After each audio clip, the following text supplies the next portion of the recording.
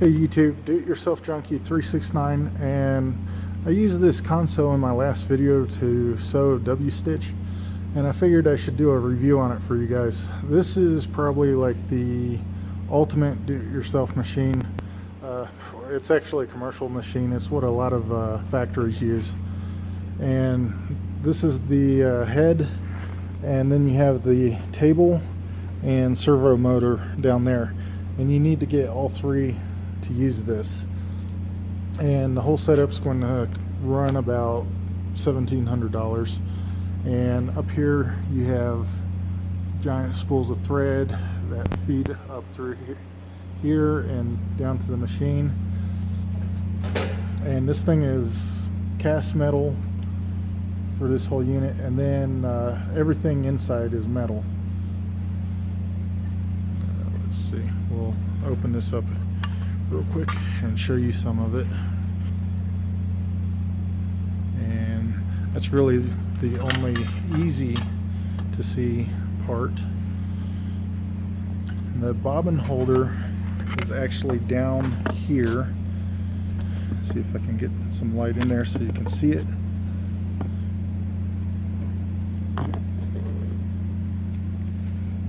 Get that out of the way. But you can just see it right there below the feed dog. And there's a metal tray on the bottom of this normally that keeps oil and everything from dripping down. This one has been removed.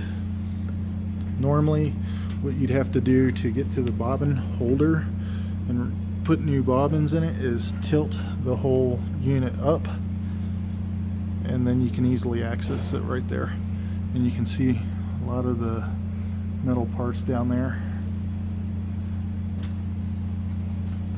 And then this is the stitch adjuster, reverse lever, and this right here is probably the only plastic part on the whole machine. And then to spool up your bobbins, that's done over here, and this thing engages the belt to spin the bobbin, and then when it fills up, this lever kicks it back like that to disengage it. So I figured, just like the Genome, what I'll do is run some stitches through Cordura and webbing, and I'll start at 8 layers and 4 layers because this should be able to match the Genome. And I might go up to 16 on the Cordura and maybe 8 on the webbing. We'll just see how it does.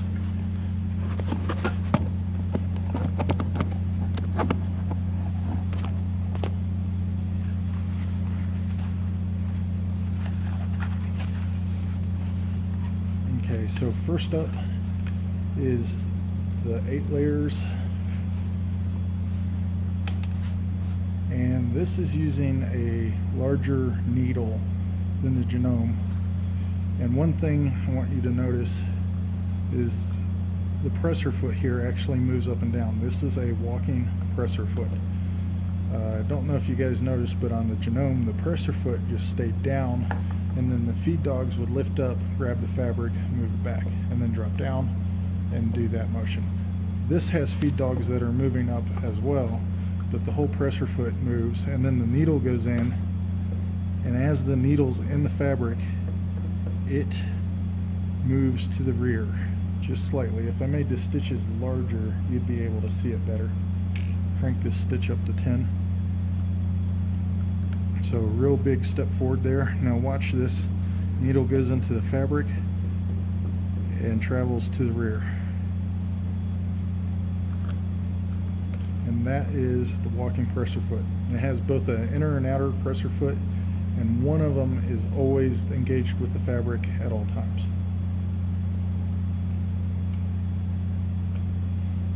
So that's one of the main differences between this and the Genome. The other is the hook that grabs the top thread and loops it around the bobbin.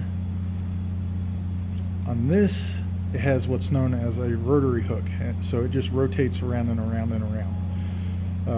The Genome has an oscillating hook, so it grabs the thread, takes it down to the bottom, just past the center point, so the thread releases up on the other side of the bobbin, and then the hook goes back up to reset and grab the top thread again, so it just oscillates back and forth. And that's another difference. Also, what you'll see here in a minute, when I press down on the control pedal to sew, I'm going to press it all the way down, and that servo motor has 3 settings. One is which direction it's rotating, so it can match up with different machines. Another setting is how fast it starts sewing at when you first push the button down on the pedal. And then the third is the final speed, and that controls your top speed. And so like when you press down on the pedal, it doesn't matter how far you press it, whatever speed you have the motor set to, that's what it's going to run at. And I have it set fairly slow, and in a minute after this, I'll get a longer piece of fabric and turn it up a few settings and let you see how fast it'll run. So 8 layers of Cordura, 1000 denier like last time. And of course I didn't suspect that would be any problem. Using this machine, one thing I'll say is you want to start the needle in the fabric.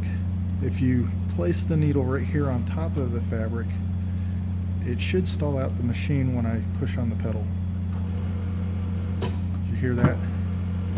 So you definitely want to puncture the fabric first and give the machine a chance to build some momentum. You can't start right on top of the fabric. And I'm not sure if I tested that on the Genome, but it's a difference in motor types, and I think the Genome would just, once you hit a certain amount of amperage into a motor, it'll just punch through the fabric. So let's go ahead and pull this out, and we'll see real quick if we can get 16 layers. This is a bit ridiculous. And one thing I'll point out already is this presser foot comes up a lot higher than the Genomes. So you can do a lot thicker material, get into sewing leather. This is definitely a good machine for sewing leather. I'm not sure if it'll sew through this much fabric. We'll see.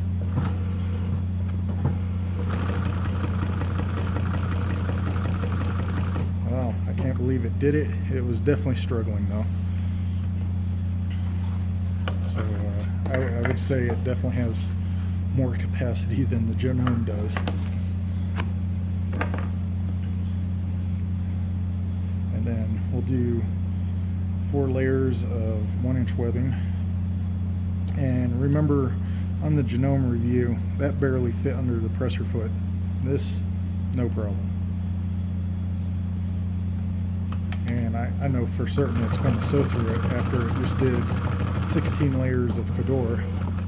And where you hear it struggling, that's where the needle is just touching the fabric. You actually have to give it a chance to build that momentum to make it through.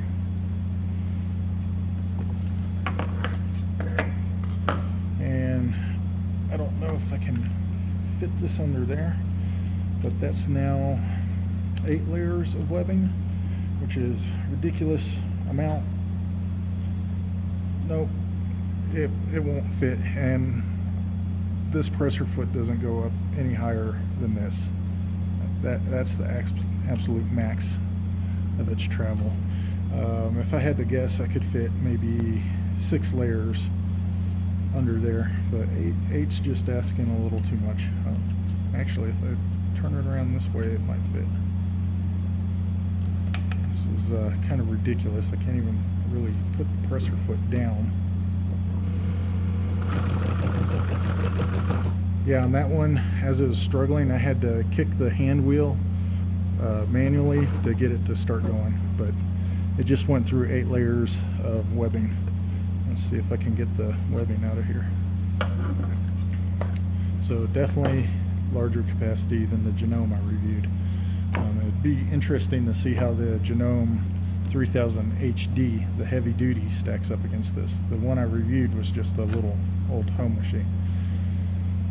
So pros, it's definitely a stronger machine. It can accept larger diameter needles, which means you can also use heavier thread. it'll even handle up to 3 cord. So definitely some heavy duty sewing there. And all metal, it'll probably last forever.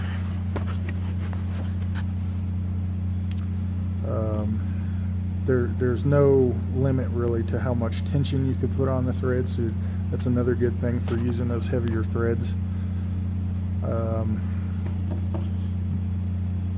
Now I guess that's the main pro on this, is it's a professional machine really. Cons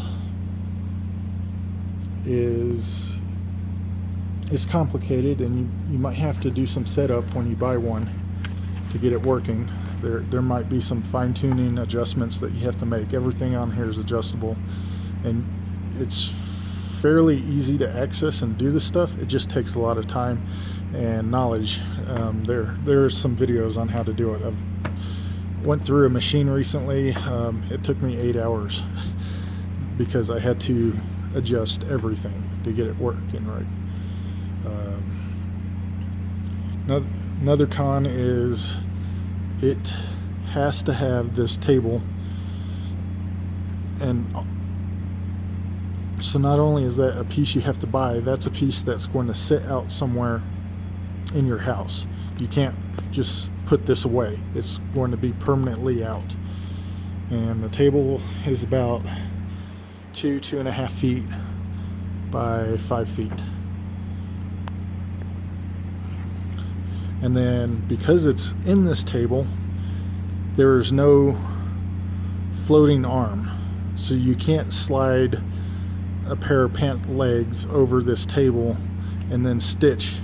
To get a repair done on something like a pants leg, you'd have to deconstruct the whole pants leg so you could lay it flat and sew through here. Otherwise you'd end up, say this is your pants leg, there's multiple layers of fabric there. If you threw it in there without deconstructing the seam, you're going to sew through both sides of the pants leg, and that's pretty useless. So that's a little bit irritating. And then on the Genome, when you were loading up a bobbin, you could pull out up here on this wheel, and it would disconnect the drive to the part stitching over here. On this machine, that option doesn't exist. It's always connected. So if I'm spinning a bobbin, it's going to be moving the needle post up and down. And if you don't have a bobbin in here in the machine, this top thread will go down, the rotary hook will grab it and tangle it into a whole bunch of drive axles and stuff. So when you're loading a bobbin, usually I'll pull the thread out of the needle post, out of the eye of the needle, and actually the take up arm up here, I'll de-thread it through that. That way, as this is spinning, it's not throwing that thread everywhere, causing a tangled mess. So let me grab some longer fabric, crank the speed of the machine up, and we'll see. I'll give you an idea of like how fast this thing can go. Okay, so I've readjusted the servo motor. It has settings from, I think, 1 to 50, and 50 represents the motor spinning at 5,000 RPM. I was running it on 3, which is probably 300 RPM, and I've changed it to 10, which should be about 1,000 RPM. And this should go a lot faster. Hopefully I don't break anything.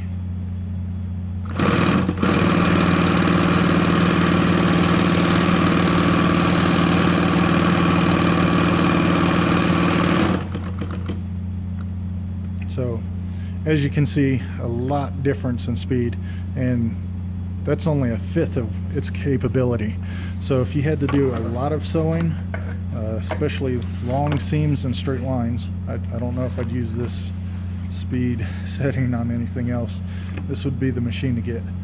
So like I said, pros, very heavy duty, industrial machine, could sew just about anything you want.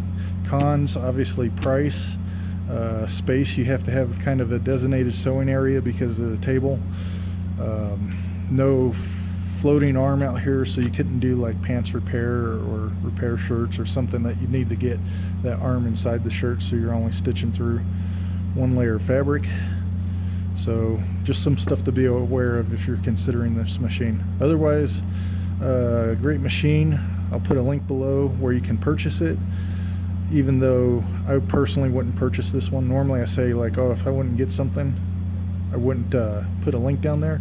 On this one, the reason I wouldn't get it is not because of the machine's performance or anything. It's just I want something that I can shove under a sink or something out of the way and store it, rather than having something out all the time. And normally stuff that's out, that's a nice flat surface, gets stuff stacked on it, and the next thing you know, I'd have to clean up the area just to use it.